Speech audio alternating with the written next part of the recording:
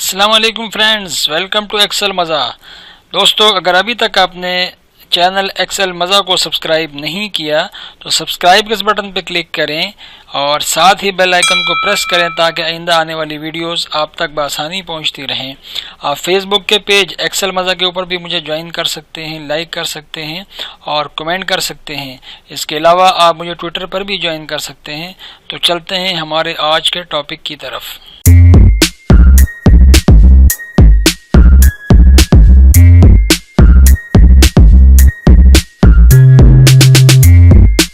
Okay, all right, welcome back. आज हमारा topic जो है वो रिलेटेड है कि हम एक पेज सेटअप मतलब हमने कुछ डाटा यहाँ पे मेंटेन किया हुआ है और इसको हम दरअसल में इसका प्रिंट निकालेंगे। और तो प्रिंट निकालने के लिए पहले हमें इसको सेट करना पड़ता है, तो जिसको पेज सेटअप के नाम से मतलब याद किया जाता है। असल में अब हम जब इसको सेटअप करते हैं तो इसके अंदर कई चीज़ें आ जाती हैं। इस तरह फ़र्ज़ किया मैंने इसका प्रिंट लेना है, तो इसको मैं पोर्ट्रेट में लूँ या इसको लैंडस्केप में लूँ, मतलब लंबाई के रुख में लूँ या मैं इसको ऊंचाई के रुख में लूँ, या फिर इसके ऊपर हम जो है पेज मतलब इसकी बैकग्राउंड के ऊपर भी कुछ लगा सकते हैं, या फिर अगर इसके हेडर फुटर या फिर राइट साइड पे लेफ़्ट साइड के ऊपर भी कुछ लिख सकते हैं। ये सारा कुछ पेज सेटअप के अंदर आएगा। हम इस पेज की कितनी कापियाँ निकालना चाहते हैं ये भी इसके अंदर आएगा, और इसके अलावा इसका मार्जिन हम कितना रखेंगे वो भी इसके अंदर आएगा। ये तमाम चीज़ें अगर मैं इस पेज के ऊपर देखूं तो इस पेज को देखें तो इसको मैं फ़िलहाल बॉर्डर देने वाला हूं। मैंने तमाम इसको सेलेक्ट किया और AltHBA से इसको मैंने बॉर्डर दे दिया। तमाम पेज को यहाँ पे बॉर्डर लग गया जितना मैंने डाटा लिखा हुआ था। अब मैं ये चाहता हूँ कि ये लैंडस्केप के अंदर आए। तो देखें, मैं पेज लेआउट में जाऊँगा और यहाँ पे ओरिएंटेशन में जाऊँगा और इसको लैंडस्केप के ऊपर कन्वर्ट कर दूँगा।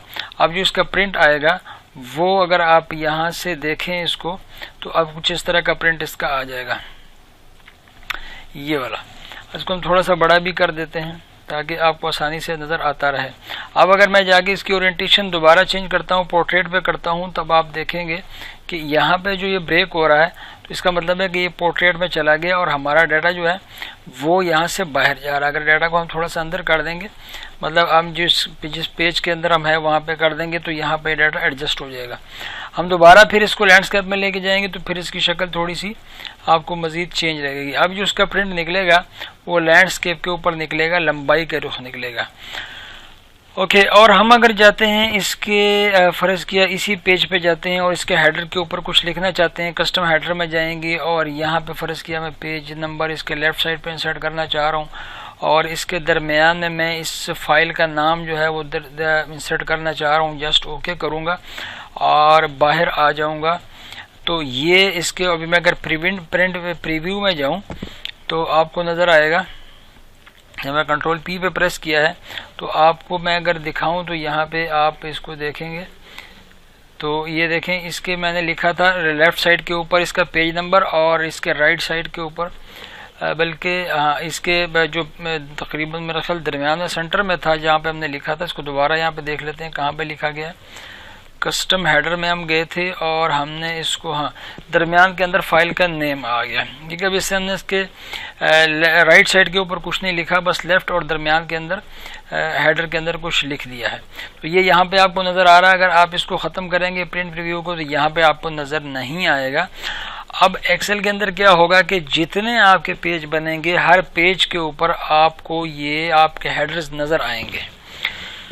ओके, दूसरा हम इसके अंदर क्या कर सकते हैं कि बैकग्राउंड के ऊपर हम कोई चीज़ यहाँ पे लगा सकते हैं। और बैकग्राउंड के ऊपर लगाने के लिए क्या है कि आप जस्ट एक कोई फाइल लगा सकते हैं, फिर आप जो है कोई पिक्चर वगैरह यहाँ पे लगा सकते हैं। जिस तरह मैं अगर यहाँ पे जाता हूँ और डेस्कटॉप में जाता हूँ और यहाँ पे एक कोई फाइल जो है मैं यहाँ से सिलेक्ट करता हूँ और वो इसको यहाँ पे मैं बैकग्राउंड के अंदर एक्सेल मज़ा की मैंने फ़ाइल ले ली और इसको बैकग्राउंड के अंदर मैंने एडजस्ट कर दिया।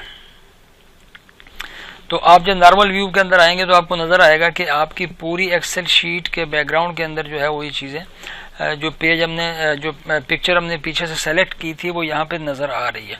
इसकी ज़रूरत होती नहीं है, ना ही एक्सेल कोई डिज़ाइनिंग का सॉफ्टवेयर है लेकिन ये एक ऑप्शन यहाँ मौजूद है तो इसलिए इसको हम देखेंगे। अच्छा, अब हम इसको डिलीट करना चाहेंगे तो फिर दोबारा पेज लेआउट में डिलीट बैकग्राउंड पे जाएंगे, यहाँ से डिलीट हो जाएगा। ओके, दूसरा, अब हम अगर इसका प्रिंट देंगे तो इजीली हम कंट्रोल P को प्रेस करेंगे और ये प्रिंट जिस प्रिंटर के ऊपर जाएगा वो वहाँ पे जाके इसका प्रिंट निकल आएगा, नथिंग मैटर। लेकिन मसला ये है कि अगर हमारे पास जैसे आपके सामने यहाँ पे 10 शीटें हैं, 1 से लेकर 10 शीटें, असल टॉपिक हमारा ये है page setup of multiple sheets in a workbook. एक वर्कबुक है, इसके अंदर ये 10 शीट्स हैं और इन तमाम को हमने एक ही दफ़ा प्रिंट देना है। हम बार बार अगर पहले इसका प्रिंट देंगे, फिर शीट 2 पे जाएंगे, इसका प्रिंट देंगे, फिर 3 पे जाएंगे, 4 पे जाएंगे, और अगर हम हर एक के ऊपर काम करेंगे, हेडर लगाएंगे, उसके फुटर लगाएंगे, फिर उसको इसको लाइन मतलब इसको बॉर्डर वगैरह देंगे और इसके ऊपर कुछ मतलब हम मज़ीद फार्मेटिंग और हर पेज के ऊपर जाके ये काम करेंगे तो काफ़ी सारा टाइम जो है वो हमारा वेस्ट हो जाता है। हमारे पास एक ऑप्शन, बड़ी अच्छी ऑप्शन मौजूद है कि हम उसको क्लिक करें और हम एक पेज के ऊपर काम करें, तमाम पेजेस के ऊपर वो काम हमें नज़र आए और उसके ऊपर वो काम हो जाए। हम उसका प्रिंट एरिया सेलेक्ट करें, हम उसकी प्रिंट की ऑप्शन सेलेक्ट करें, हम उसको प्रिंट दें। तो ये कैसे होगा, इसके लिए बहुत ही आसान सा ट्रिक है मेरे पास, और वो आपने करना क्या है, जैसे कि आपके पास ये 10 शीटें हैं, पहली शीट के अंदर आप बैठे हैं, आपने जस्ट शिफ्ट के बटन को प्रेस करना है और आखिरी शीट के ऊपर जहाँ तक आप करना चाहते हैं वहाँ पे आप क्लिक करेंगे। आपके सामने देखें तो आपकी ये तमाम शीटें जो हैं ये एक्टिव हो गई हैं। असल में एक्सेल के अंदर हर उस शीट के ऊपर काम होता है जो एक्टिव होती है। अब चूंकि एक्टिव शीट कौन सी होती है, जो कि यहाँ पे जो जिसका नेम आ रहा है यहाँ पे ये हाईलाइटेड हो। शीट 1 पे मैंने क्लिक किया तो ये एक्टिव हो गई, शीट 2 पे क्लिक किया तो ये डीएक्टिव हो गई, ये एक्टिव हो गई। अब चूंकि हमें तमाम शीट्स के ऊपर काम करना है तो शिफ्ट के बटन को प्रेस करेंगे और तमाम शीट्स को एक्टिव करेंगे, लास्ट शीट के ऊपर चले जाएंगे और इसको क्लिक कर देंगे, तमाम शीट आपके सामने एक्टिव हो गई। ये तो ये है कि हम तमाम शीट्स पे काम करना चाहते हैं। इसके अलावा अगर हम फ़र्ज़ किया 1 या 2 या 3 शीट्स के ऊपर काम करना चाहते हैं, फिर हम कंट्रोल को प्रेस करेंगे। कंट्रोल को प्रेस करते हुए फ़र्ज़ किया मुझे यहाँ से sheet 1, sheet 3, sheet 5, sheet 7, sheet 8 इनके ऊपर ये काम करना है। अब मुझे कंट्रोल को प्रेस करना है और फिर मुझे इन शीट्स की सिलेक्शन करनी है। लेकिन फ़िलहाल मैं कंट्रोल को प्रेस नहीं कर रहा, मैं यहाँ पे आता हूँ और मैं शिफ्ट के बटन को प्रेस करके लास्ट की शीट को सेलेक्ट करता हूँ। तमाम शीट्स को मैं एक्टिवेट करता हूँ और शीट एक्टिवेट हो जाती हैं। तमाम की तमाम शीट्स जो हैं वो एक्टिवेट हो जाती हैं। अब मुझे इसके ऊपर काम करना है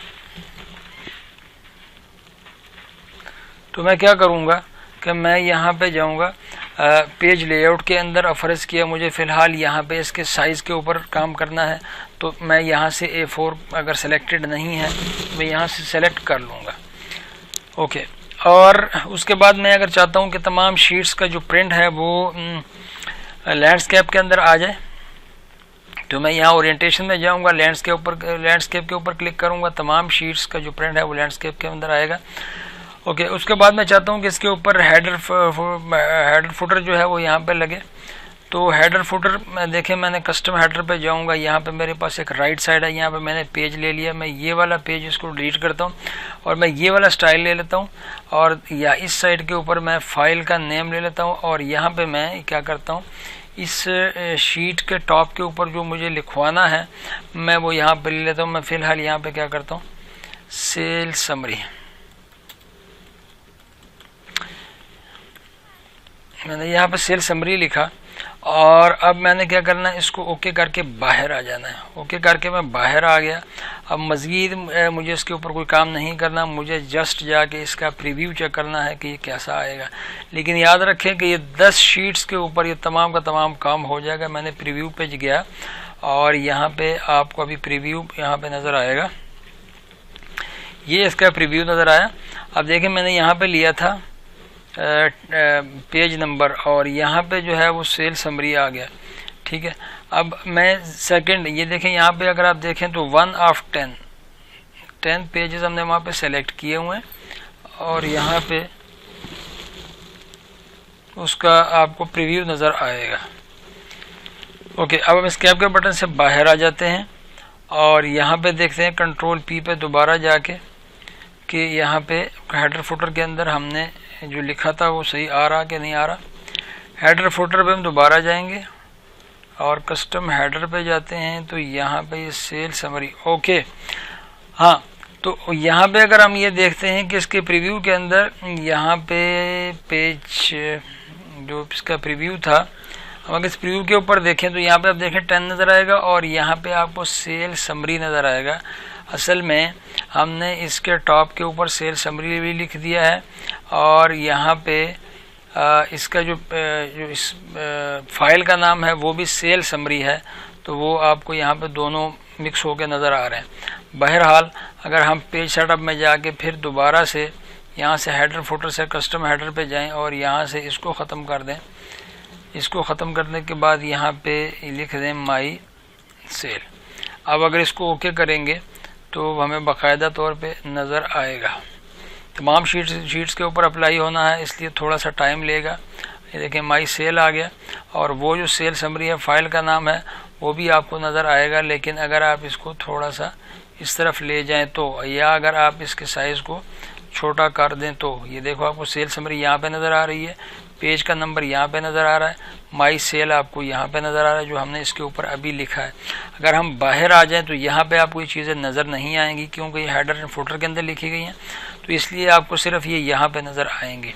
अब हमने उसको अप्लाई कर दिया है। अब हर शीट के ऊपर ये काम हो चुका है। किसी भी शीट पे आप जाएंगे, आप उसका प्रीव्यू चेक करेंगे तो आपको वहाँ पे ये चीज़ें नज़र आएंगी। मैं शीट इस वक्त शीट 5 में बैठा हूँ, आप शीट 9 में चले जाएं, 10 में चले जाएं, ये तमाम काम वहाँ पे हो चुके हैं।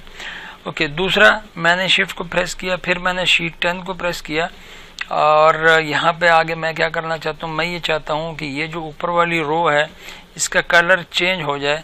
तो देखें मैंने होम के बटन में गया और यहाँ से इसके कलर को थोड़ा सा ये वाला कलर कर दिया। ठीक है, अब आप किसी भी शीट के अंदर चले जाएंगे तो वहाँ पे ये वाला कलर हो जाएगा।